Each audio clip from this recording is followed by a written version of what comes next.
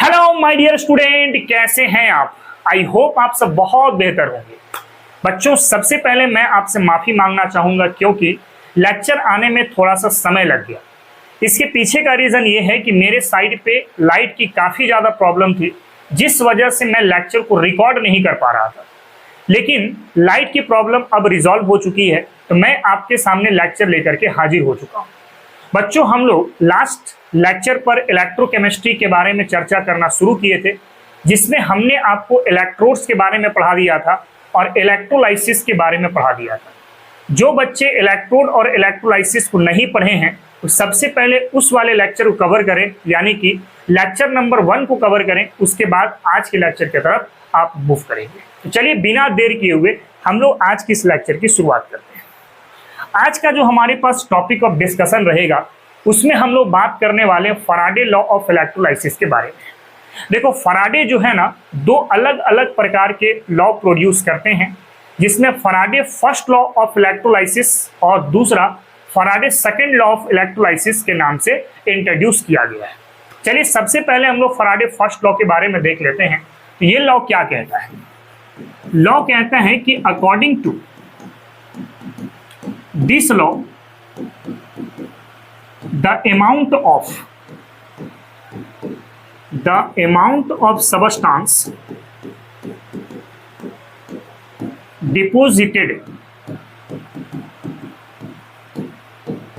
at electrode is directly proportional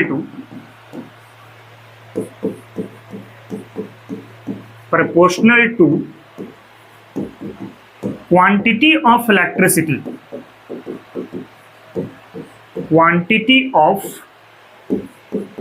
electricity passed through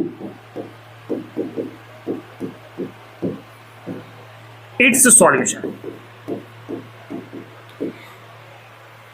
देखो, इस law को हम लोग ऐसे समझ सकते हैं कि मान लो कि ये हमारे पास एक कंटेनर है और इस कंटेनर पे हम लोग इलेक्ट्रोड को भर देते हैं। दैट मीन्स एक पॉजिटिव इलेक्ट्रोड होगा और दूसरा होगा आपके पास नेगेटिव इलेक्ट्रोड, और इससे हम लोग कुछ करंट को सप्लाई कर देते हैं।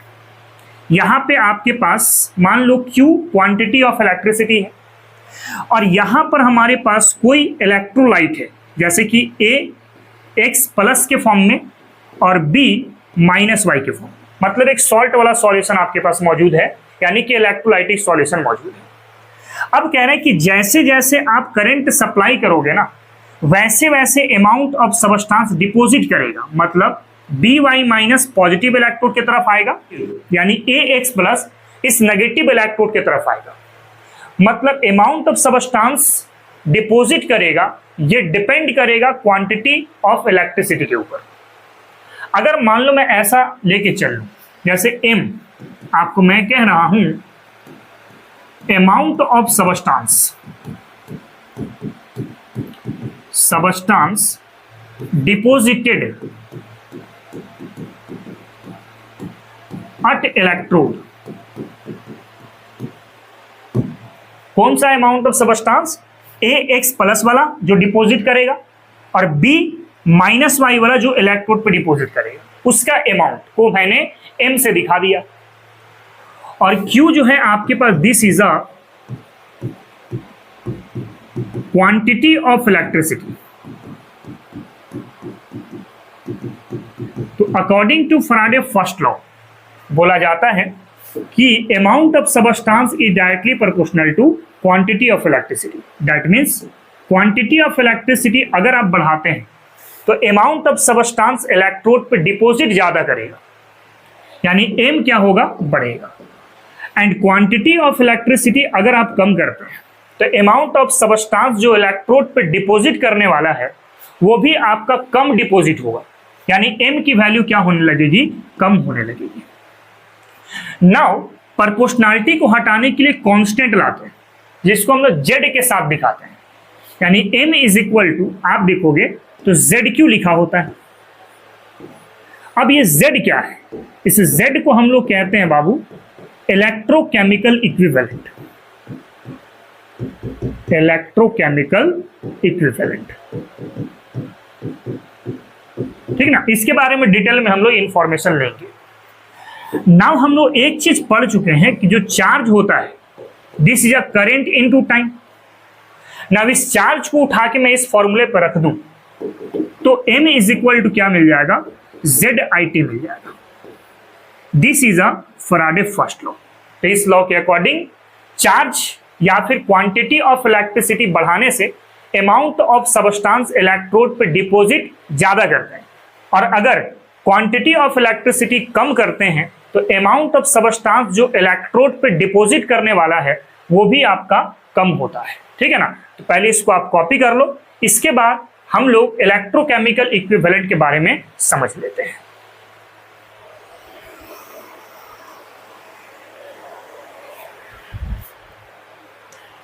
चलिए बच्चों, इसके बाद हम लोग पढ़ते हैं थोड़ा इलेक्ट्रोकेमिकल इक्विवेलेंट के बारे में।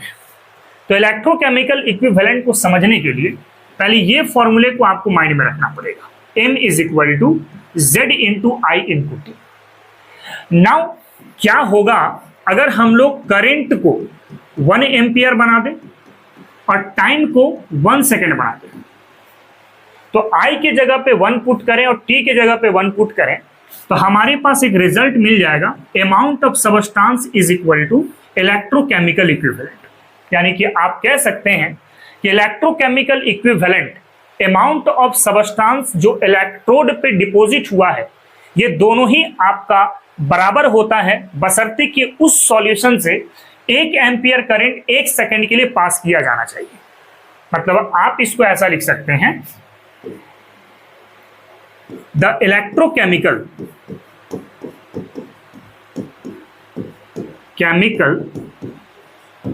equivalent is the amount of substance deposited at electrode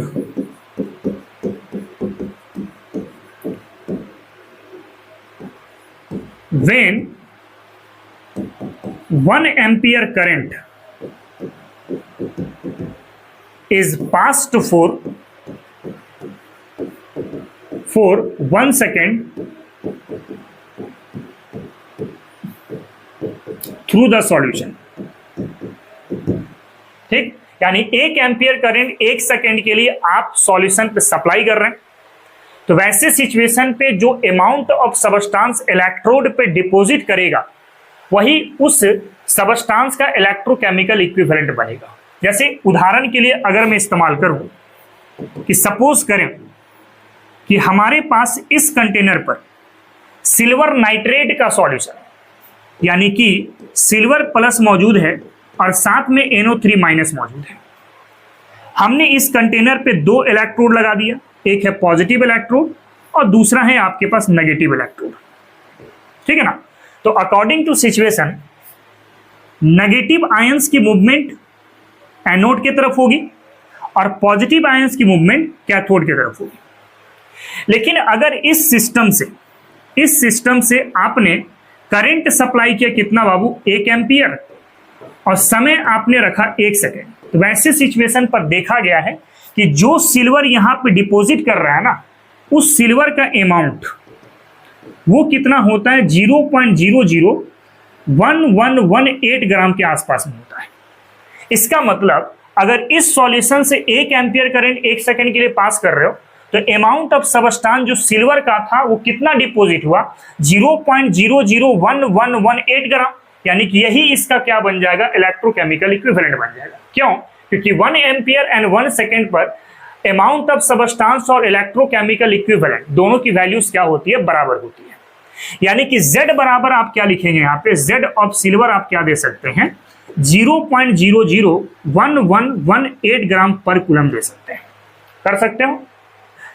now इसके बाद अगर हम लोग इस Z की अगर यूनिट की बात कर लेते हैं, यूनिट ऑफ इलेक्ट्रोकेमिकल इक्विवेलेंट, तो हम लोग देखें कि amount of substance is equal to Z into Q था, अभी हम लोग जस्ट देखे हुए थे।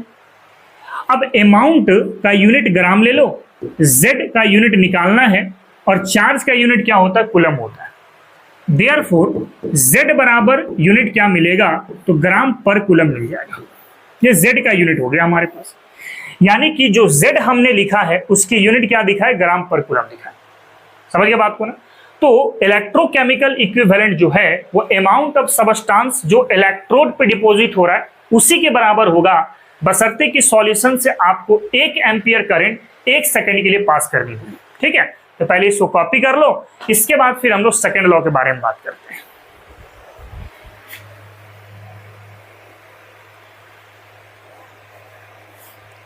चलिए बच्चों, इसके बाद हम लोग बात करने वाले हैं सेकंड लॉ ऑफ इलेक्ट्रोलाइसिस, यानी फराडे का सेकंड लॉ। ये क्या कहता है, पहले इसके बारे में देख लेते हैं। कहता है कि when two different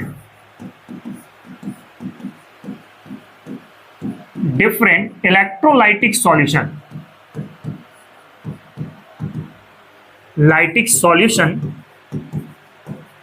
are connected in series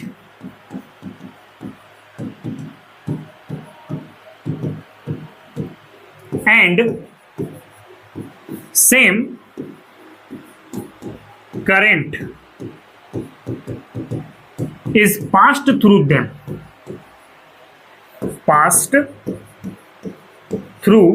them, then the ratio of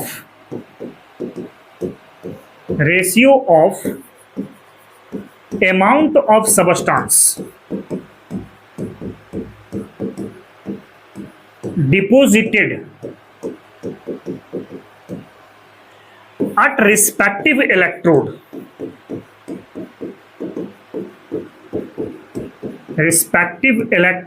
is equal to the ratio of their equivalent mass of the substance।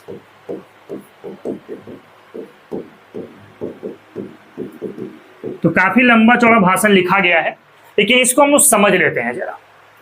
सबसे पहला इस लॉ पे बोला गया है कि हमारे पास एक से ज्यादा डिफरेंट इलेक्ट्रोलाइटिक सॉल्यूशन होना चाहिए।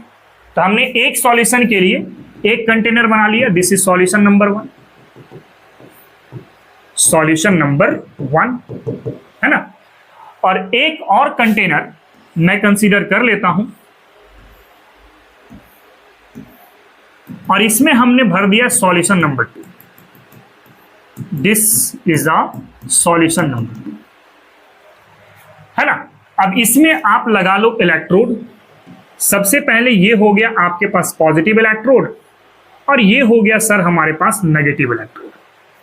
इसमें भी अगर बात करें तो ये हो गया हमारे पास पॉजिटिव इलेक्ट्रोड और ये हो गया सर हमारे पास नेगेटिव इलेक्ट्रोड।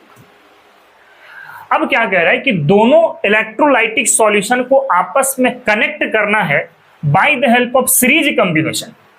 सीरीज कैसे बनेगा, तो सर इसके नेगेटिव टर्मिनल को इसके पॉजिटिव टर्मिनल के साथ कनेक्ट कर दो। ये अब सीरीज बन चुका है। ठीक, अब क्या कह रहा है, सीरीज में कनेक्ट करने के बाद same current is pass through them, इन दोनों के माध्यम से आपको करंट सेम पास करनी है। करंट क्या पास करनी है, सेम पास करनी है। सेम करंट आपको पास करनी है। सेम करंट पास करने के बाद बोला गया कि जो अमाउंट ऑफ सबस्टांस इस कंटेनर का इलेक्ट्रोड पे डिपॉजिट होगा और इस कंटेनर का अमाउंट ऑफ सबस्टांस इलेक्ट्रोड पे डिपॉजिट होगा, उन दोनों अमाउंट ऑफ सबस्टांस का जो रेशियो होगा ना, उस सबस्टांस के इक्विवेलेंट रेशियो के बराबर होगा। मतलब अगर मैं ऐसा दिखाऊं, यहां पर M1 मैं लेता हूं amount of substance deposit, amount of substance deposit. ठीक, यहां पर मैं दे देता हूं M2 this is a amount of substance deposit। M1 बोले तो कंटेनर नंबर 1 के लिए और M2 बोले तो कंटेनर नंबर 2 के लिए। आप इस सॉल्यूशन नंबर 1 और सॉल्यूशन नंबर 2 भी आप कह सकते हैं। और जो सबस्टांस डिपॉजिट हुआ उसका इक्विवेलेंट मास E1 ले लो। This is equivalent mass of substance 1, है ना। और यहां पे E2 को आप कह सकते हैं equivalent mass of substance number 2। तो अकॉर्डिंग टू लॉ क्या कहता है कि जो अमाउंट ऑफ सबस्टांस इन दोनों इलेक्ट्रोड पर डिपॉजिट किया उसका रेशियो उन सबस्टांस के इक्विवेलेंट मास के रेशियो के बराबर होगा। यानी कि M1 बाई M2 ये किसके बराबर होगा? तो E1 बाई E2 के बराबर होगा। ठीक, तो ये सेकेंड लॉ ऑफ इलेक्ट्रोलाइसिस है ना। इसी को थोड़ा सा हम लोग मॉडिफाई भी करेंगे। अगर हम लोग फर्स्ट लॉ के अकॉर्डिंग देखें तो जानते हैं M इज इक्वल टू क्या होता है? ZIT होता है। तो M1 बराबर आपको क्या लिखना पड़ेगा? This is Z1IT। और M2 बराबर क्या लिखना पड़ेगा? Z2IT। अच्छा, अगर आप नोटिस करें यहां पर तो हमने I को डिस्टिंग्वेट नहीं किया है I1 और I2 में, और टाइम को भी हमने डिस्टिंग्वेट नहीं किया है T1 एंड T2 में। कारण क्या है? क्योंकि सर आपको सेम करंट सप्लाई करके चलिए, तो भाई जितना अमाउंट ऑफ करंट यहां पर होगा उतना ही अमाउंट ऑफ करंट यहां पर होगा। तो दोनों के लिए हमने I बात किया और दोनों के लिए हमने टाइम T ही बात किया। लेकिन M1 M2 को अलग रखा और Z1 Z2 को अलग रखा। M1 का वैल्यू पुट करेंगे और M2 का वैल्यू पुट करेंगे तो क्या रिजल्ट आता है देख लेते हैं जरा। अगर आप यहां पे रखें तो क्या लिख सकते हैं? Z1IT divide by Z2IT is equal to E1 by क्या होगा? E2 होगा। IT से IT कट जाएगा तो रिजल्ट आपको मिल जाएगा Z1 by Z2 is equal to E1 by E2। अब इसके अकॉर्डिंग एक रिजल्ट हमें मिलता है, लिख सकते हैं यहां पर क्या कि Z1 जिधर है E1 उधर है और Z2 जिधर है E2 भी उधर है। तो आप कह सकते हैं इक्विवेलेंट मास इज डायरेक्टली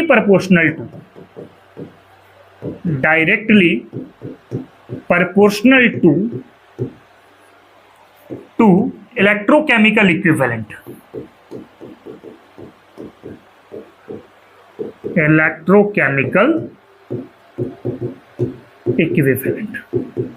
यानी कि E डायरेक्टली प्रोपोर्शनल टू क्या होगा? Z होगा। कर सकते हैं। तो ये फैराडे सेकंड लॉ के बारे में कुछ इंफॉर्मेशन आपको मैं दे चुका हूं। पहले इसको आप कॉपी कर लो थोड़ा सा, उसके बाद फिर हम लोग इसके बाद आगे की ओर मूव करने वाले हैं। ठीक है ना।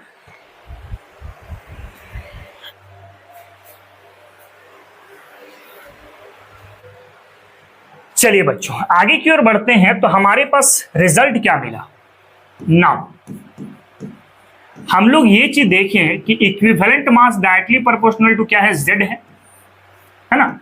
अब इसके प्रोपोर्शनैलिटी को हटाने के लिए एक कांस्टेंट लाते हैं F, तो F इंटू Z बोलना पड़ेगा। यहां पर F क्या है? F को हम लोग कहते हैं बाबू फैराडे कांस्टेंट।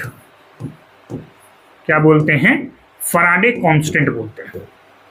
अब कुछ वैल्यूज है जो आपको माइंड में रखना पड़ेगा इसके रिगार्डिंग न्यूमेरिकल्स करने के लिए।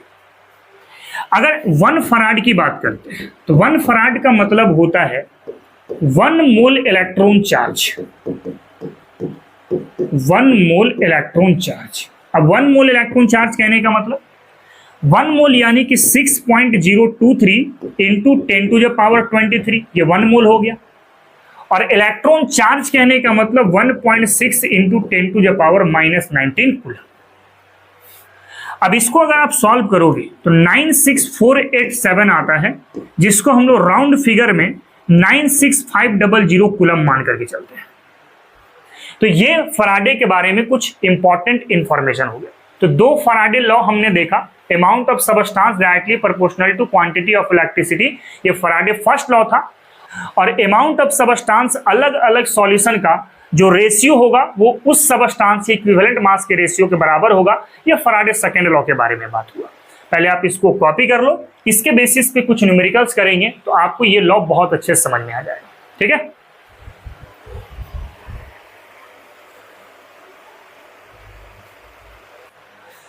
चलिए बच्चों आगे की ओर बढ़ते हैं। तो नेक्स्ट हम लोग को पढ़ना है इक्विवेलेंट मास के बारे में। वैसे सॉल्यूशन एंड कॉलिगेटिव प्रॉपर्टीज का जो चैप्टर था उसमें हमने आपको इक्विवेलेंट मास के बारे में डिटेल में समझा दिया था नॉर्मलिटी के टॉपिक पर, लेकिन इलेक्ट्रोकेमिस्ट्री के अंदर भी हम लोग इक्विवेलेंट मास को यूज करने वाले हैं इन फैराडे लॉ ऑफ इलेक्ट्रोलाइसिस के लिए। अब यहां पर किस टाइप का इक्विवेलेंट मास के बारे में ज्यादातर चर्चा करेंगे हम लोग। तो एक तो हम लोग जानते हैं कि इक्विवेलेंट मास किसके बराबर होता है, molecular mass of substance by N factor, जहां पर एन फैक्टर आपका एसिडिटी हो सकता है, क्या हो सकता है, और बेसिसिटी हो सकता है। इसके साथ साथ ऑक्सीडेशन और रिडक्शन हो सकते हैं, और इसके साथ साथ पॉजिटिव और नेगेटिव आयंस हो सकते हैं। और ये सब के बारे में मैं ऑलरेडी समझा रखा हूं लास्ट वाले चैप्टर पे। हम लोग जो यहां पे इस्तेमाल करेंगे वो आमतौर पे ऑक्सीडेशन रिडक्शन का इस्तेमाल करके इक्विवेलेंट मास की बात करेंगे, और दूसरा पॉजिटिव और नेगेटिव आयंस की मदद से भी हम लोग इक्विवेलेंट मास की बात करेंगे, जो इलेक्ट्रोकेमिस्ट्री चैप्टर के अंदर रिक्वायर्ड होंगे, है ना। जैसे एक एग्जांपल मैं उठा लेता हूं। सपोज दैट कि हमारे पास दिया गया सिल्वर प्लस। अब इस सिल्वर प्लस का इक्विवेलेंट मास कैसे निकालोगे? तो sir molecular mass by N factor होता है। सिल्वर का मॉलिक्यूलर मास या एटॉमिक मास 108 हो गया, और एन फैक्टर पॉजिटिव चार्ज कितना है 1 है, तो 108/1 ले सकते हैं। उसी तरीके से अगर मान लो एल्युमिनियम आप +3 के फॉर्म में सोचते हैं, इक्विवेलेंट मास निकालो। एल्युमिनियम का जो एटॉमिक मास होता है वो कितना होता है 27, और पॉजिटिव चार्ज कितना है 3 है। इसका मतलब इक्विवेलेंट मास कितना मिल जाएगा 9 मिल जाएगा। सिमिलरली अगर मान लें आप बात करते हैं सोडियम प्लस की, इसका अगर आपको इक्विवेलेंट मास निकालना है कैसे करोगे? सोडियम का एटॉमिक मास कितना हो जाता है 23 हो जाता है, और इसका एन फैक्टर यानी कि पॉजिटिव चार्ज कितना है तो 1 है, यानी कि इसका 23 आ जाएगा हमारे पास। तो इस तरीके से हम लोग इक्विवेलेंट मास को निकालेंगे। ये आयंस के माध्यम से हम लोग निकाल रहे हैं। बेटर जानकारी के लिए आप नॉर्मलिटी के टॉपिक को देख सकते हैं। फिलहाल आप इसको कॉपी करो, उसके बाद इसके बेसिस पे हम लोग कुछ न्यूमेरिकल्स के पॉइंट की बात कर रहे हैं।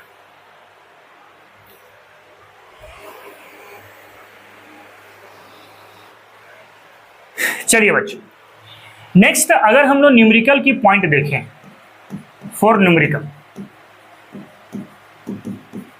तो एक तो फॉर्मूला हम लोग देख चुके हैं, m = Z × I × T। एक तो ये देख ली। फिर एक फॉर्मूला देख लिए हम लोग कि इक्विवेलेंट मास = F × Z होता है। देयरफॉर आप क्या लिख सकते हैं? Z लिख सकते हैं इक्विवेलेंट मास अपॉन फर्क। क्या करो कि इन दोनों फॉर्मूले को एक दूसरे के साथ रिलेट कर लो। इस Z को उठा के यहां पर रख दो, तो M बराबर क्या मिल जाएगा? M बराबर क्या मिल जाएगा? E/F × I × T मिल जाएगा।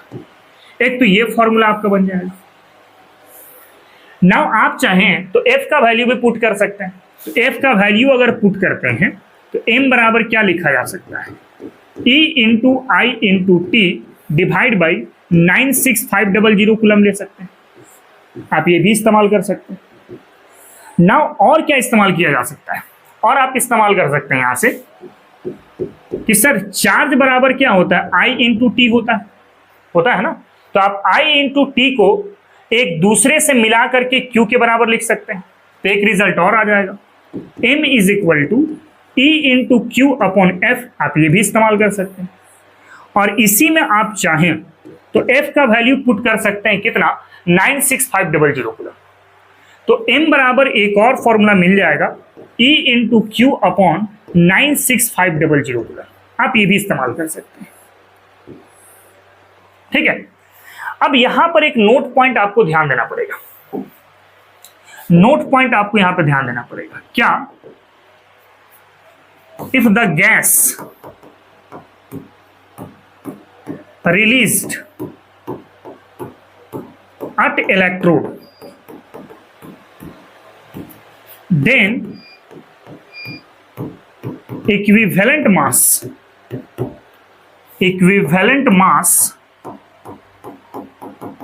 E is replaced by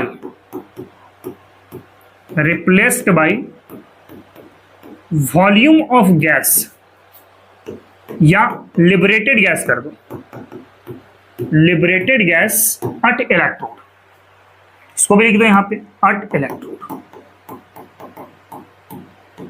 यानी कि अगर मान लो कोई गैस रिलीज हो रहा है, किसी इलेक्ट्रोड पर कोई गैस रिलीज हो रहा है, तो वैसे सिचुएशन पर जो गैस की वॉल्यूम इलेक्ट्रोड पे आपका रिलीज हुआ है ना, वो आपको यूज करना है इक्विवेलेंट मास के जगह पर।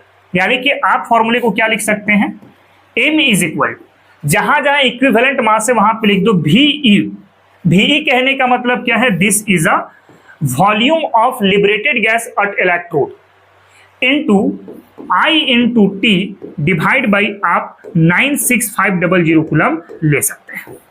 अब डिपेंड करता है कि आप चाहो तो यहाँ पे F भी लिख सकते हो, यहाँ पे Q भी इस्तेमाल कर सकते हैं कि नहीं। बस यहाँ पे ध्यान देना एक चीज है कि अगर कोई इलेक्ट्रोड पे गैस रिलीज कर रहा है, तो वैसे सिचुएशन पर जितना वॉल्यूम ऑफ गैस इलेक्ट्रोड पे लिबरेट्स हो रहा है ना, उसको इस्तेमाल में लाइए और इक्विवेलेंट मास को हटा दीजिए वहां से। यानी कि जहां पे E है वहां पे क्या इस्तेमाल करना है, volume of liberated gas at electrode. ठीक है, तो ये कुछ बेसिक सा फॉर्मूला है जिसका इस्तेमाल करके हम लोग न्यूमेरिकल्स करने वाले हैं। पहले इसको कॉपी कर लो, इसके बाद हम लोग कुछ न्यूमेरिकल्स के बारे में बात करते हैं।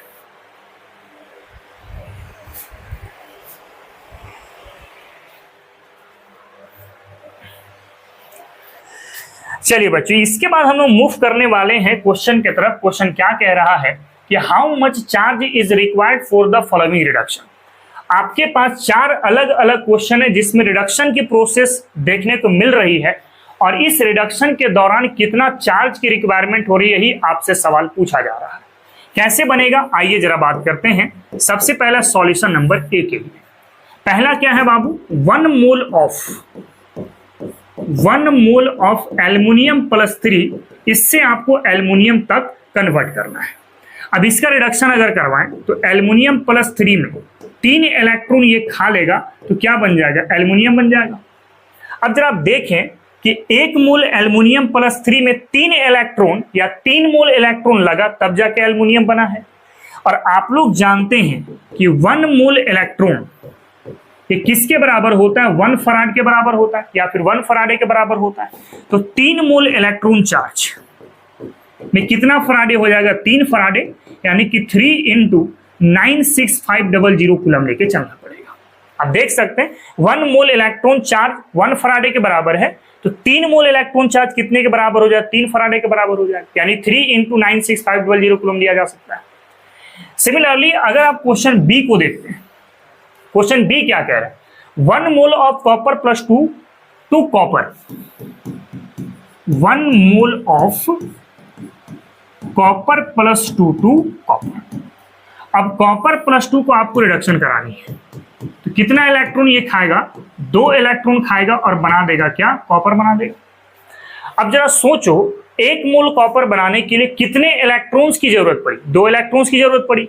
और आपको पता है एक चीज, 1 मोल इलेक्ट्रॉन चार्ज, 1 मोल इलेक्ट्रॉन चार्ज में कितना फराडे होता है, 1 फराडे होता है। तो कितने मोल इलेक्ट्रॉन चार्ज आ चुके हैं, 2 मोल इलेक्ट्रॉन चार्ज आ चुका है ना, तो 2 मोल इलेक्ट्रॉन चार्ज में 2 फराडे हो जाएगा, यानी कि 2 × 96500 कूलम हो जाएगा। कर सकते हैं, बहुत आसान सा है। नाउ इसके बाद हम लोग क्वेश्चन नंबर सी की बात करते हैं। तो क्वेश्चन नंबर सी क्या कह रहा है, 1 मोल ऑफ MnO4-, इसको कन्वर्ट करना है बाबू Mn+2 में। कैसे बनेगा, हमारे पास क्वेश्चन में है 1 मोल ऑफ MnO4-, और इसको कन्वर्ट करना है Mn+2 में। सबसे पहले MnO4- से आपको बनाना है Mn+2। इस मैग्नीज का आपको ऑक्सीडेशन नंबर निकालना पड़ेगा। कैसे निकालेंगे, मैग्नीज का चार्ज मान लो X, ऑक्सीजन है आपके पास 4, एक ऑक्सीजन पे चार्ज -2, और ओवरऑल चार्ज कितना दिया गया है, तो -1 दिया गया है। यानी x बराबर कितना मिल जाएगा, तो +7 मिल जाएगा। इसका मतलब मैग्नीज का ऑक्सीडेशन स्टेट कितना है, तो +7। अब मैग्नीज +7 से किस में कन्वर्ट हो रहा है, +2 तक कन्वर्ट हो रहा है, 1 मोल पर। भाई 1 मोल पर मैग्नीज +7 से +2 तक कन्वर्ट हो रहा है। इसका मतलब मैग्नीज +7 से +2 जाने के लिए 5 इलेक्ट्रॉन को एक्सेप्ट किया होगा, यानी 1 मोल MnO4 माइनस में 5 इलेक्ट्रॉन की रिक्वायरमेंट हुई। और हम लोग जानते हैं कि 1 मोल इलेक्ट्रॉन चार्ज ये किसके बराबर होता है, तो 1 फराडे के बराबर होता है। अब 1 मोल इलेक्ट्रॉन चार्ज में अगर 1 फराडे है तो 5 मोल इलेक्ट्रॉन चार्ज पे कितना हो जाएगा, 5 फराडे हो जाएगा।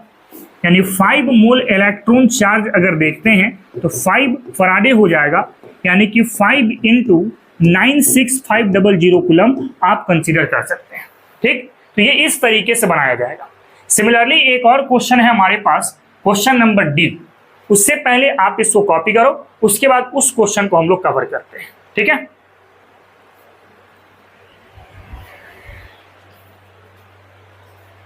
डी नंबर क्या था, डी नंबर था सर 1 मोल ऑफ Cr2O7-2, इसको कन्वर्ट करना है Cr+3। ठीक है, क्या करना है, देखो Cr2O7-2 इससे आपको कन्वर्ट कर देना है Cr+3। आपको सबसे पहले इस क्रोमियम का स्टेट पता करना पड़ेगा, यानी कि 2x हो गया 2 क्रोमियम के लिए, 7 ऑक्सीजन 1 पे चार्ज -2 और ओवरऑल चार्ज हो गया -2, यानी 2x - 14 इक्वल टू -2 हो गया, यानी 2x इक्वल टू क्या हो गया, 12 हो जाएगा। भाई ये -14 इधर जाएगा तो +12 बचेगा ना, देयरफॉर x बराबर कितना होगा, तो +6 होगा। This year +6। अब ये देखो +6 से आप कहां पर पहुंचे, +3 तक पहुंचे, यानी कितने इलेक्ट्रॉन डिफरेंस दिख रहा है, 3 इलेक्ट्रॉन डिफरेंस दिख रहा है ना। अब एक बात ध्यान देना जरा, ये जो +6 चार्ज है वो कितने क्रोमियम के लिए बात हो रहा है, 1 क्रोमियम के लिए, क्योंकि सर 2 क्रोमियम के लिए आपने 2x माना था, आपने वैल्यू x का निकाला है, तो x का वैल्यू +6 है, तो 2x का वैल्यू कितना हो जाएगा, 12 आ जाएगा ना। भाई x बराबर 6 है, 2 क्रोमियम के लिए 2x मानना पड़ेगा, तो 6 × 2 कितना हो जाएगा, 12 हो जाएगा। अब जरा सोच के देखें, जब 1 क्रोमियम का डिफरेंस जो था वो आपको मिला था 3 इलेक्ट्रॉन, 6 से 3 मिला था, तो 2 क्रोमियम का कितना हो जाएगा, 6 इलेक्ट्रॉन हो जाएगा, यानी 6 इलेक्ट्रॉन देना पड़ेगा। अब दे लें तो 1 मोल इलेक्ट्रॉन चार्ज ये कितने के बराबर होता है, तो 1 फराड के बराबर होता है, 1 फराडे कह लो इसको। और 6 मोल इलेक्ट्रॉन चार्ज कितने के बराबर हो जाएगा, तो 6 फराडे के बराबर हो जाएगा, यानी 6 × 96500 कूलम आप ले सकते हैं। तो इस तरीके से इसका सॉल्यूशन होगा। कॉपी करें, अगले क्वेश्चन की तरफ बढ़ते हैं।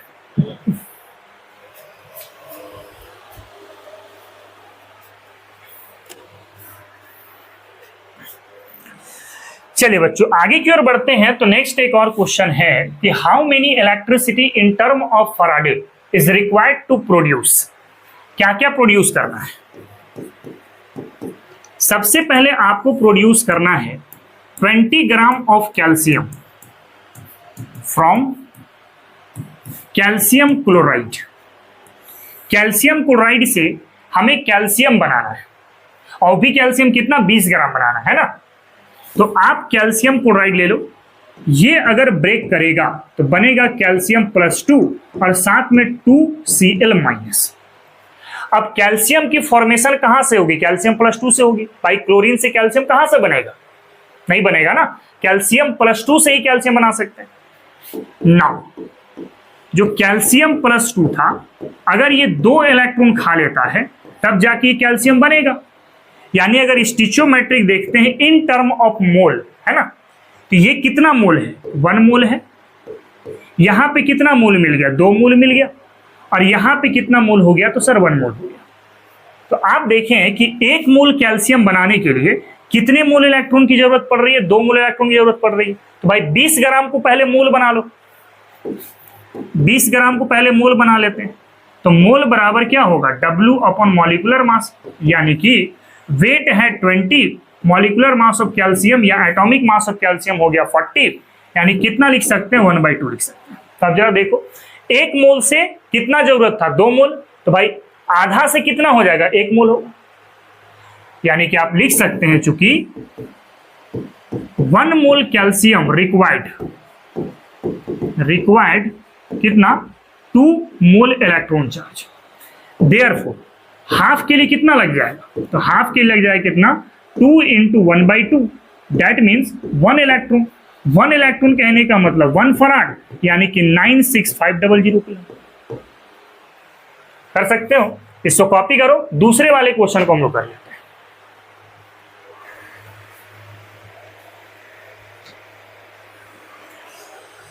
चलिए इसी में अगर हम उस सेकेंड क्वेश्चन को देख लेते हैं। सेकेंड नंबर क्वेश्चन क्या कह रहा है देखो तो, क्वेश्चन नंबर बी ये कह रहा है कि 40 gram of aluminium from aluminium oxide, यानी कि आपके पास है Al2O3, ये ब्रेक अगर करता है तो एल्युमिनियम +3 का 2 यूनिट और 3 यूनिट ऑफ O2- बनेगा। अब मुझे बताओ एल्युमिनियम का फॉर्मेशन कहां से होगा, एल्युमिनियम +3 से होगा। भाई ऑक्सीजन 2- से कहां से एल्युमिनियम बनेगा, एल्युमिनियम तो बनेगा एल्युमिनियम +3 से। तो एल्युमिनियम +3 3 इलेक्ट्रॉन खा लिया, क्या बना दिया, एल्युमिनियम बना दिया। अब अगर इसका स्टिचियोमेट्रिक देखते हो इन टर्म ऑफ मोल है ना, तो ये 1 मोल हुआ, ये कितना 3 मोल हो गया, और ये कितना हो गया, तो सर 1 मोल हो गया। अब आपके पास 40 ग्राम ऑफ एल्युमिनियम दिया गया है, तो अगर मैं यहाँ पे एल्युमिनियम का पहले मोल फाइंड आउट कर लूं तो n बराबर 40 हो जाएगा आपके पास कितना 27/27। इसको अगर सॉल्व करके देखो कितना आ जाता है, तो इसको सॉल्व करने के बाद आ रहा है 1.48 के आसपास। अब क्या करना है देखो तो, 1 मोल एल्युमिनियम में कितना मोल इलेक्ट्रॉन लगा, 3 मोल इलेक्ट्रॉन लगा। भाई 1.48 में कितना लगेगा, तो 3 से इसको मल्टीप्लाई करना पड़ेगा। यानी अगर मैं इसको इधर सॉल्व करूं तो आप क्या लिख सकते हैं, 1 mole aluminium required 3 mole electron charge. Therefore 1.48 कितना हो जाएगा, तो 3 × 1.48 इलेक्ट्रॉन चार्ज हो जाएगा। अब इलेक्ट्रॉन चार्ज के जगह पे आप फराडे का इस्तेमाल करते हैं, तो इसको सॉल्व करेंगे तो आएगा 4.44 फराडे आ जाएगा। अब इसको आप चाहें तो और अच्छे से सॉल्व कर सकते हैं, लिख सकते हैं 4.44 × 96500 कूलम। ये कूलम के फॉर्म में आ गया और ये फराडे के फॉर्म में आ गया। ठीक है, तो पहले इसको आप कॉपी कर लो, इसके बाद फिर हम लोग आगे की ओर मूव कर लेते हैं।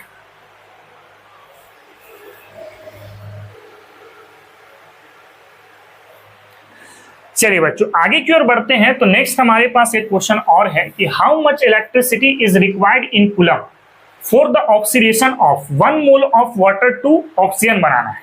कैसे सॉल्व करेंगे, सबसे पहले फर्स्ट क्वेश्चन क्या कह रहा है, 1 mole of water to O2। अब जरा एक चीज को ध्यान दो, वाटर है आपके पास, हाइड्रोजन के पास चार्ज कितना होता है +1, ऑक्सीजन के पास चार्ज कितना होता है -2। आपको क्या बनाना है, O2 बनाना है ना, तो O2- का इस्तेमाल कर लो। तो अगर मैं इस्तेमाल करूं O-2, ये अगर बाबू 2 इलेक्ट्रॉन बाहर निकाल देता है तो क्या बनेगा, एक ऑक्सीजन बनेगा, ऐसे ही तो बनेगा ना। इसको आप ऐसे भी लिखते हैं, O2 करके यहां पे हाफ कर दो, तो यहां भी एक ऑक्सीजन हो गया, यहां पे भी एक ऑक्सीजन हो गया। तो आप देखें कि हमारे पास ये एक ऑक्सीजन है ना, एक ऑक्सीजन के लिए कितना इलेक्ट्रॉन लगा, 2 इलेक्ट्रॉन लगा। तो आप कह सकते हैं कि 1 mole oxygen produce to required how much electron बाबू, 2 मोल इलेक्ट्रॉन। देयरफॉर आप इसी को क्या कहते हैं, 2 मोल इलेक्ट्रॉन को 2 फराडे कह सकते हैं, और फराडे के जगह पे लिख सकते हैं 96500 कर सकते हैं। नाउ इसी तरह से अगर आप क्वेश्चन नंबर बी को देखते हैं, क्वेश्चन नंबर बी क्या कह रहा है कि 1 mole of ferrous oxide to ferric oxide, मतलब 1 मोल ऑफ FeO2 अब एक काम कर लो, FeO और इधर सोच लो आप Fe2O3। यहां पे आयरन का स्टेट है +2 और यहां पे आयरन का स्टेट है +3। तो आप सिर्फ आयरन वाला अगर सोचते हैं तो Fe+2 से ये कहां पर हो जाएगा, Fe+3 पर हो जाएगा, और साथ में एक इलेक्ट्रॉन बाहर भी निकलेगा ऐसे। तो आप देखो Fe+2 टू Fe+3 पहुंचे, या फिर FeO से आप Fe2O3 पहुंचे, तो कितने इलेक्ट्रॉन बाहर निकले, एक इलेक्ट्रॉन बाहर निकले। देयरफॉर आप कह सकते हैं ऐसा कि 1 मोल ऑफ Fe+3 रिक्वायर्ड कितना बाबू, 1 मोल इलेक्ट्रॉन चार्ज। अब 1 मोल इलेक्ट्रॉन चार्ज कहने का मतलब 1 फराडे यानी कि 96500 कूलम आप इसको कह सकते हैं। तो कुछ इस तरीके से आप इसको सॉल्यूशन दे सकते हैं। कॉपी करो, फिर अगले क्वेश्चन की तरफ मूव करते हैं। चलिए बच्चों आगे की ओर बढ़ते हैं। तो नेक्स्ट एक और क्वेश्चन है हमारे पास कि ए सॉल्यूशन ऑफ निकल nitrate is electrolyzed between platinum electrode using a current of 5 ampere for 20 minutes. What mass of nickel deposited at cathode? क्या क्या दिया गया, करंट रखा गया 5 एम्पियर, टाइम कितना रखा गया 20 मिनट। अब 20 मिनट को अगर सेकंड बनाना हो तो 20 को 60 से मल्टीप्लाई कर दो तो कितना आ जाएगा, 1200 सेकंड आ जाएगा, है ना। और निकेल नाइट्रेट है, अगर आप इसको ब्रेक करते हैं तो क्या बनेगा, निकेल +2 और साथ में 2 मॉलिक्यूल ऑफ NO3- बन जाएगा। यानी निकेल का इक्विवेलेंट मास निकालते हैं तो मॉलिक्यूलर मास बाई 2 हो जाएगा। अब निकेल का एटॉमिक मास या मॉलिक्यूलर मास आप क्या कह सकते हैं, जरा देखें। तो इसका एटॉमिक मास है 58.6/2। अगर आप इसको सॉल्व करते हैं तो 2 2 जा 4 है ना, 2 9 जा 18 एंड 2 3 जा 6, तो 29.3 के आसपास में आ जाएगा इसका। नाउ हम लोग फॉर्मूला एक पढ़ चुके हैं कि amount of substance deposit is equal E into I into T divide by 96500 coulomb. पढ़ चुके हैं, सारे वैल्यूज को जरा पुट कर लीजिए। इक्विवेलेंट मास कितना आ चुका है 29.3, करंट कितना सप्लाई किया गया 5 एम्पियर, और टाइम कितना है आपके पास 1200 सेकेंड, डिवाइड बाई क्या हो जाएगा 96500 कूलम आ जाएगा। इसको सॉल्व करके देखो, जो आएगा वही आपका आंसर हो जाएगा। तो ये आता है आपके पास 1.82 ग्राम के आसपास में। ठीक है, पहले इसको कॉपी कर लो, इसके बाद अगले क्वेश्चन की तरफ मूव करते हैं।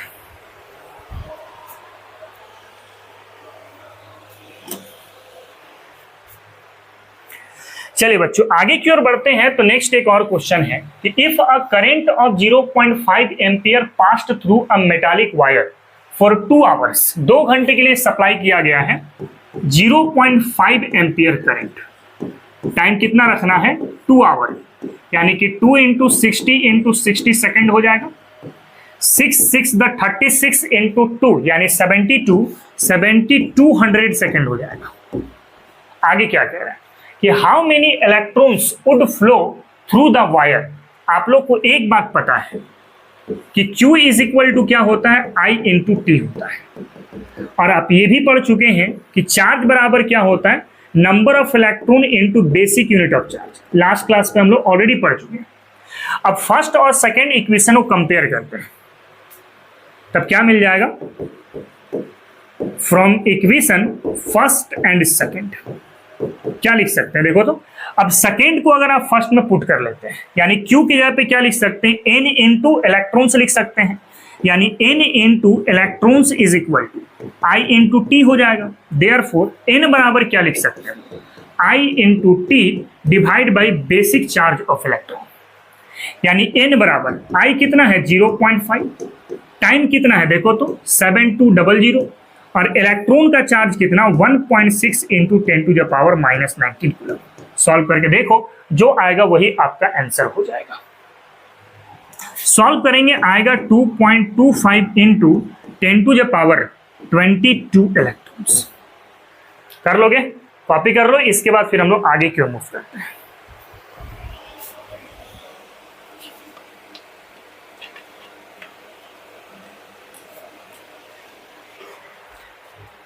चलिए बच्चों नेक्स्ट हम लोग आगे की ओर बढ़ते हैं। तो नेक्स्ट एक और क्वेश्चन है कि solution of copper sulphate is electrolysed for 10 minute with a current of 1.5 ampere. Current कितना सप्लाई किया गया है? 1.5 एम्पियर। और टाइम कितना रखा गया? 10 मिनट, यानी 10 इंटू 60 यानी 600 सेकेंड हो जाएगा। ठीक है, आपके पास सॉल्यूशन कौन सा है? कॉपर सल्फेट का। ये किस फॉर्म में ब्रेक होगा? कॉपर +2 और साथ में SO4 -2। Equivalent mass of copper बात करें तो मॉलिक्यूलर मास या atomic mass by n factor होगा। कॉपर का एटॉमिक मास कितना होता है? 63.5 और n फैक्टर कितना है? 2। इसको सॉल्व करेंगे आएगा 31.75। नाउ हम लोग फॉर्मूला जानते हैं, m is equal to E into I into T divide by 96500 coulomb. Equivalent mass हो गया 31.75। करंट हमारे पास कितना सप्लाई किया गया है? 1.5 एम्पियर। और टाइम आपको लेकर के चलना है 600 सेकेंड डिवाइड बाई 96500 कूलम। इसको सॉल्व कर लो, जितना आंसर आएगा उतना ही अमाउंट ऑफ कॉपर कैथोड पे डिपॉजिट करेगा। ठीक है, तो इसको सॉल्व करने से आता है 0.296 ग्राम। कर सकते हो, कॉपी करो, उसके बाद फिर हम लोग नेक्स्ट क्वेश्चन की तरफ मूव करते हैं।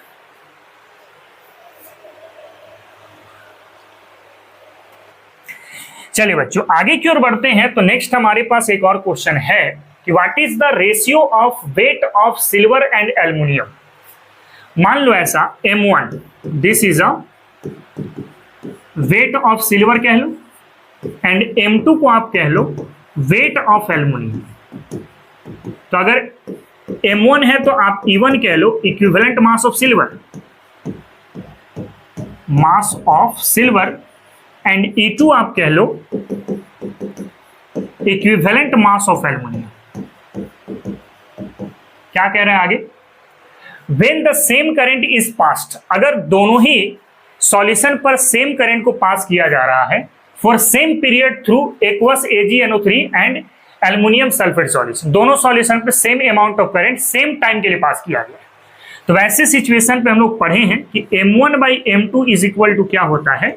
E1 बाई E2 होता है ना। नाउ E1 अगर आप फाइंड आउट करते हैं, E1 बराबर क्या लिखते हैं? M1 बाई n फैक्टर, है कि नहीं। अब M1 को आपने सिल्वर यानी सिल्वर नाइट्रेट की तरह सोचा है, AgNO3। अब AgNO3 ब्रेक होता है Ag प्लस और साथ में NO3 माइनस पर, यानी इसका इक्विवेलेंट मास अगर आप देखते हैं तो क्या मिल जाएगा? एटॉमिक मास हो गया 108 और n फैक्टर सिल्वर का कितना हो गया? 1। उसी तरीके से अगर हम लोग एल्युमिनियम वाला सोच लेते हैं, E2 इज इक्वल टू क्या लिखा जा सकता है? M2 by n factor. कौन सा सॉल्यूशन है? एल्युमिनियम सल्फेट का सॉल्यूशन है। यानी ब्रेक करेंगे तो एल्युमिनियम +3 का 2 यूनिट और 3 यूनिट मिल जाएगा SO4 -2 वाला।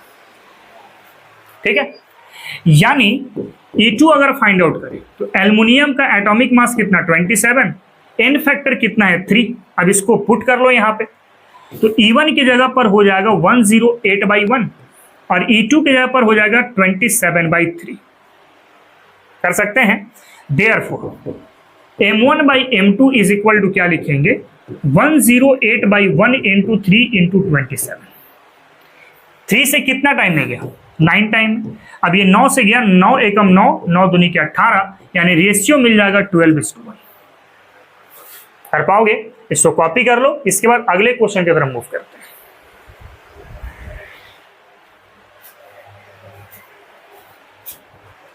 चलिए बच्चों नेक्स्ट हम लोग आगे की ओर बढ़ते हैं। तो एक और क्वेश्चन है कि 3 electrolytic cell ABC containing solution of zinc sulphate, silver nitrate and copper sulphate respectively, यानी एक तो सॉल्यूशन है A, एक है आपके पास B और एक है आपके पास C। इसमें सॉल्यूशन है बाबू किसका? जिंक सल्फेट का। B पे हमारे पास सॉल्यूशन है सिल्वर नाइट्रेट का और C पे हमारे पास सॉल्यूशन है कॉपर सल्फेट का। ठीक है, आगे कह रहा है आर कनेक्टेड इन सीरीज। इसको हम लोग सीरीज में कनेक्ट कर रहे हैं, इसको भी हम लोग सीरीज में कनेक्ट कर रहे हैं। A steady current of 1.5 ampere was pass through them until 1.45 gram of silver deposited at cathode of cell B। यानी कि यहां पर अमाउंट ऑफ सबस्टांस सिल्वर का जो डिपॉजिट किया है वो कितना डिपॉजिट किया बाबू? 1.45 ग्राम डिपॉजिट किया है। साथ में study current, same current pass किया गया कितना? 1.5 एम्पियर। और कितना समय के लिए पास किया गया ये आपको पता करना। देख लो, how long did the current flow, कितना समय के लिए करंट फ्लो कर रहा है। तो टाइम इज इक्वल टू आप कैसे लिख सकते हैं, इसको पहले फाइंड आउट करना है ना। तो हम लोग फॉर्मूला जानते हैं, m is equal to E into I into T divide by 96500 जानते हैं। अब अमाउंट ऑफ सबस्टांस, सिल्वर का इलेक्ट्रोड पे कितना डिपॉजिट किया था? 1.45। इक्विवेलेंट मास ऑफ सिल्वर कितना होता है? यानी कि EB जो अगर आप देखोगे तो 108/1 होता है, पढ़ चुके हैं हम लोग। तो इक्विवेलेंट मास तो हो गया सर 108 इनटू करंट आपने कितना सप्लाई किया है? 1.5 एम्पियर। आपको टाइम निकालना है, divide by 96500 coulomb. Therefore time बराबर क्या लिखा जा सकता है? 1.45 into 96500 coulomb divide by 108 into 1.5। इसको सॉल्व करके देखो कितना आंसर निकल करके आता है। तो इसको अगर आप सॉल्व करते हो तो आता है 863.7 सेकेंड, इस सेकेंड के फॉर्म में। मिनट के फॉर्म में देखना चाहो तो 14.40 मिनट हो जाएगा, और आवर के फॉर्म में देखना चाहो तो 0.24 आवर हो जाएगा। ठीक है, आगे एक और क्वेश्चन है हमारे पास बी नंबर। ये क्या कह रहा है? What mass of copper and zinc were deposited. मतलब ए पे जिंक कितना डिपॉजिट किया और सी पे कॉपर कितना डिपॉजिट किया, ये आपको पता करना है। सबसे पहले फाइंड आउट कर लेते हैं अमाउंट ऑफ जिंक एट ए, इसको पता कर लेते हैं। तो फॉर्मूला एक तो आप लगा लो ऐसा, EB upon EA is equal to MB upon MA, जहां पर A किसको इंडिकेट कर रहा है? जिंक को, और B किसको इंडिकेट कर रहा है? सिल्वर को।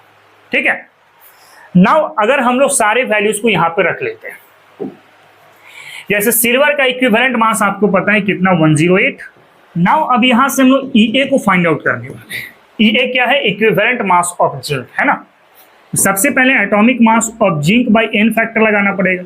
जिंक का एटॉमिक मास होता है कितना? 65.4। और जिंक सल्फेट पर, जिंक हमारे पास +2 के फॉर्म में और सल्फेट -2 के फॉर्म में, तो जिंक का n फैक्टर कितना हो गया? आपके पास 2 हो गया। अब इसको सॉल्व करके देखते हैं कितना मिल जाता है इसका। तो ये आता है आपके पास 32.7। नाउ अगर हम लोग यहाँ पे EA पुट कर लें 32.7, और MB कितना आ चुका था क्वेश्चन पर? 1.45, और हमें निकालना था MA। देयरफॉर MA को अगर आप कैलकुलेट करना चाहो, इसको क्रॉस मल्टीप्लाई कर लो तो कितना हो जाएगा? 1.45 इंटू 32.7 डिवाइड बाई 108। अब इसको सॉल्व कर लो, जो आएगा वही आंसर होगा। तो ये आता है 0.439 ग्राम, 0.439 ग्राम। तो पहले इसको आप देख लो, उसके बाद हम लोग एक और जो है आपके पास सी वाला, यानी कि कॉपर का अमाउंट कितना डिपॉजिट किया, उसको भी कैलकुलेट कर लेते हैं।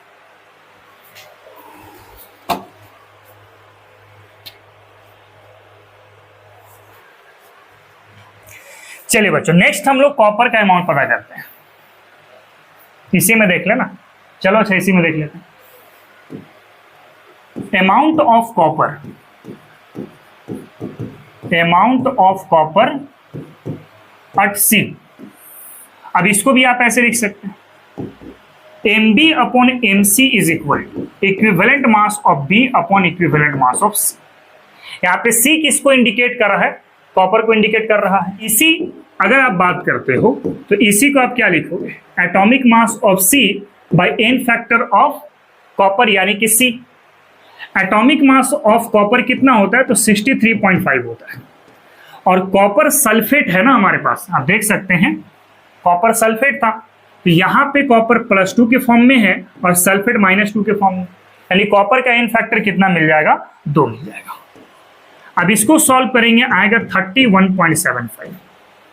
अब सारे वैल्यूज पुट करें तो 1.45 डिवाइड बाई MC आपको पता करना है। EB कितना था 108 और EC आपको मिल गया 31.75। देयरफॉर MC बराबर क्या लिखा जा सकता है, इसको क्रॉस मल्टीप्लाई कर लो। तो 1.45 इंटू 31.75 डिवाइड बाई 108 सॉल्व करके देखें तो आएगा 0.426 कर सकते हैं। पहले इसको कॉपी कर लो, इसके बाद अगले क्वेश्चन की तरफ मूव करते हैं।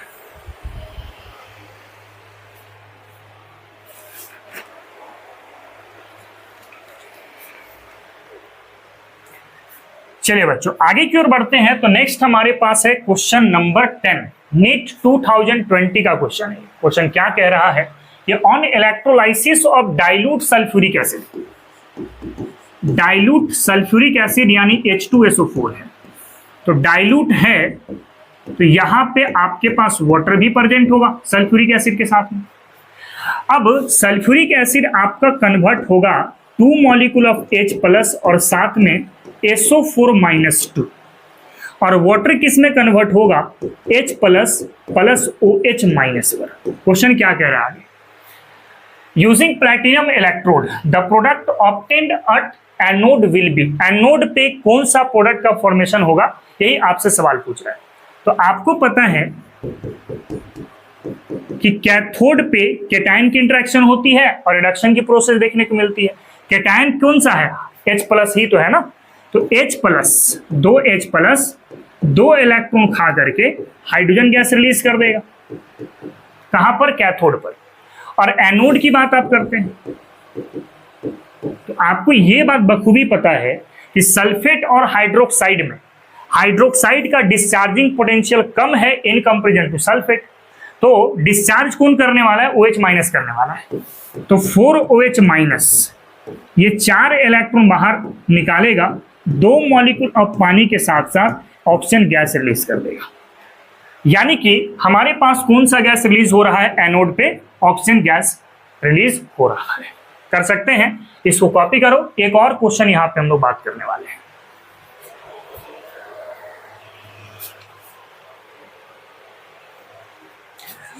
चलिए बच्चों आगे की ओर बढ़ते हैं। तो एक और क्वेश्चन है नीट 2016 का। क्या कह रहा है question, during electrolysis of molten sodium chloride the time required to produce 0.10 mole of chlorine gas using a current of 3 ampere. Current कितना इस्तेमाल में लाया गया है, 3 एम्पियर लाया गया है। और मोल of chlorine, mole of chlorine gas कितना है, 0.10 मोल है ना। तो अगर हम लोग बात कर लेते हैं मास ऑफ क्लोरीन गैस, तो आपको पता है कैसे निकालते हैं, मोल इनटू मॉलिक्यूलर मास। भाई आपको पता है ना कि मोल बराबर क्या होता है, वेट बाय मॉलिक्यूलर मास होता है। तो अगर हमें वेट पता करना है तो मोल और मॉलिक्यूलर मास को मल्टीप्लाई करना पड़ेगा। मोल कितना है, तो 0.10 हो गया, और molecular mass of chlorine gas कितना होता है, तो 71 हो जाता है। सॉल्व अगर करते हैं तो ये पॉइंट हटेगा तो नीचे आएगा 100, 0 से 0 कटा, वैल्यू आया 7.1 का। तो ये हमारे पास अमाउंट ऑफ सबस्टांस क्लोरीन का पता चल गया कितना, 7.1 का। नाउ आपको अब टाइम निकालना है। तो amount of substance is equal to E into I into T divide by 96500 coulomb. Equivalent mass of chlorine आप पता करो पहले क्या होता है, एटॉमिक मास या molecular mass of chlorine by n factor. आप देख लो एक चीज, हमारे पास मान लो नमक दिया गया था NaCl, किस फॉर्म में ब्रेक होगा बाबू, Na प्लस और Cl माइनस के फॉर्म में ब्रेक होगा। अब Cl माइनस क्या है, 2 इलेक्ट्रॉन ये छोड़ देगा, तब जाकर के यहां पे Cl2 का फॉर्मेशन होगा। यानी कि Cl2 का मॉलिक्यूलर मास कितना हो गया, 71, और कितने इलेक्ट्रॉन एक्सचेंज किए हुए हैं, तो 2, यानी n फैक्टर हो गया 2, तो ये आ जाएगा आपके पास 35.5। अब इसको अगर यहां पे पुट कर ले हम लोग, तो m हो गया आपके पास 7.1, इक्विवेलेंट मास हो गया आपके पास 35.5, करंट कितना हो गया आपके पास 3 एम्पियर, टाइम आपको निकालना है divide by 96500। Therefore time is equal to क्या लिखा जा सकता है, 7.1 into 96500 coulomb divide by 35.5 into 3। Solve करके देखिए कितना आता है, तो ये आ जाएगा 6433.3 सेकेंड, जिसको अगर सॉल्व करते हैं तो 107.2 मिनट के आसपास में आ जाएगा, जिसको राउंड फिगर में आप 110 मिनट भी कह सकते हैं। यानी कौन सा ऑप्शन सही हो रहा है, ऑप्शन नंबर बी आपका सही हो रहा है। ठीक है, पहले इसको कॉपी करो। एक और क्वेश्चन है, उसके बारे में भी हम लोग बात कर लेते हैं।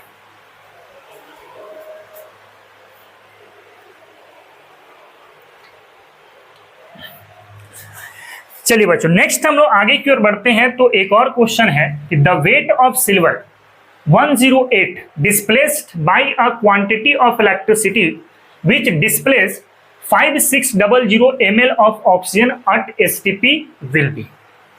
आप एक काम करो, जो सिल्वर है इसको 1 मान लो और जो ऑक्सीजन है इसको आप 2 मान लो। सबसे पहले ऑक्सीजन एक गैस है तो वहां पे एसटीपी वाला कंडीशन तो आ सकता है। हम लोग फॉर्मूला जानते हैं, amount of substance by molecular mass is equal to V upon 22400।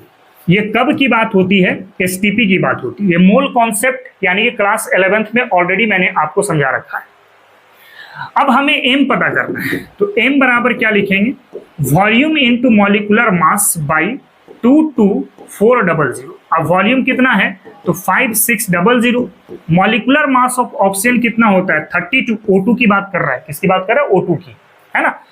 Divide by 22400, इससे कितना बार में जाएगा, 4 टाइम में चला जाएगा, और 4 से ये जाएगा 8 टाइम में, यानी इसका वैल्यू कितना मिल गया, 8 ग्राम मिल गया, है ना। और सिल्वर का अमाउंट जो डिपॉजिट होगा ये आपको पता करना है, यानी M2 आपको पता करना है, ये M1 हमें पता चल गया ना। फॉर्मूला हम लोग जानते हैं कि M1 by M2 is equal to क्या होता है, E1 बाई E2 होता है। M1 जो है हम लोग निकाल चुके हैं 8 ग्राम, M2 आपको पता करना है। इक्विवेलेंट मास ऑफ ऑक्सीजन आपको पता करना है, क्या होता है, atomic mass by N factor. Oxygen का एटॉमिक मास 16 और इसका एन फैक्टर कितना होगा, 2 होगा। भाई ऐसे तो होता है, O2 माइनस के फॉर्म में होता है ना, तो ऑक्सीजन का एटॉमिक मास 16 और -2 चार्ज के लिए 2 हो गया, यानी वैल्यू कितना मिल गया आपके पास, 8 मिल गया। यानी कि E1 की जगह पे 8 हो गया और E2 आपको देखना पड़ेगा। अच्छा, यहां पे अगर इक्विवेलेंट मास ऑफ सिल्वर की बात करते हैं तो इक्विवेलेंट मास ऑफ सिल्वर तो आपको पता है कितना होता है, 108 होता है ना। यानी E2 की जगह पे आपको पुट करना पड़ेगा कितना बाबू, 108। 8 से 8 कट गया तो M2 बराबर कितना मिल गया, 108 ग्राम मिल गया। ठीक है, यानी ऑप्शन कौन सा दिख रहा है, ऑप्शन नंबर डी इसका करेक्ट ऑप्शन है। ठीक है, पहले इसको कॉपी करो, अगले क्वेश्चन की तरफ मूव कर लेते हैं।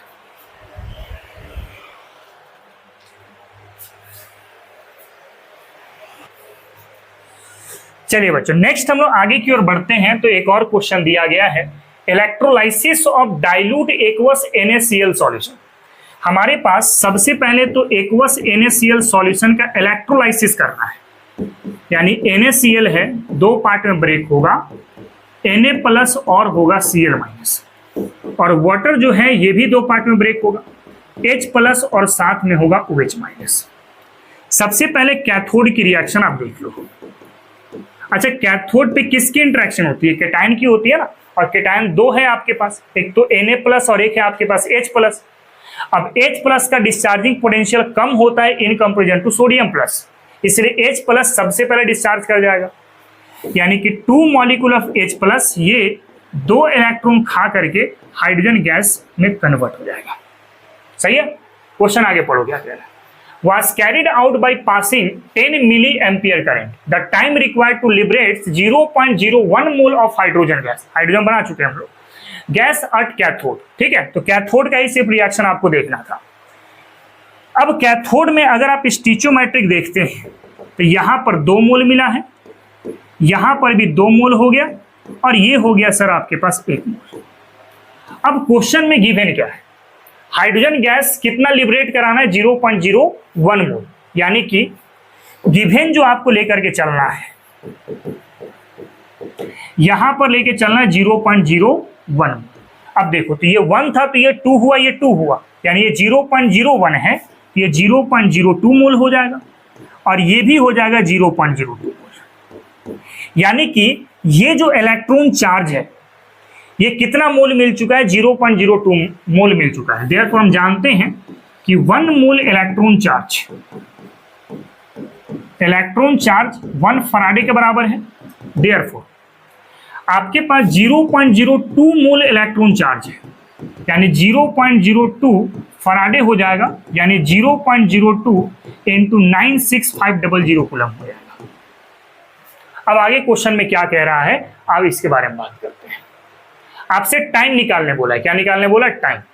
तो हमें Q बराबर मिल चुका है कितना, 0.02 इंटू 96500 कूलम, और जानते हैं Q बराबर क्या होता है बाबू, I इंटू टी होता है, is equal to 0.02 into 96500 coulomb हो जाएगा। अब करंट आपके क्वेश्चन पे कितना रखने बोला है, 10 मिली एम्पियर, देख सकते हैं। तो 10 मिली कहने का मतलब 10 के power -3 into T is equal to 0.02 into 96500 coulomb, यानी टी बराबर क्या लिखा जा सकता है, 0.02 into 96500 divide by 10 into 10 to the power -3। अब इसको अगर सॉल्व करो कितना आता है, तो ये आएगा हमारे पास 19.3 into 10 to the power 4 second, यानी कौन सा ऑप्शन दिख रहा है, ऑप्शन नंबर बी दिख रहा है। ठीक है, तो पहले इसको कॉपी कर लो जरा।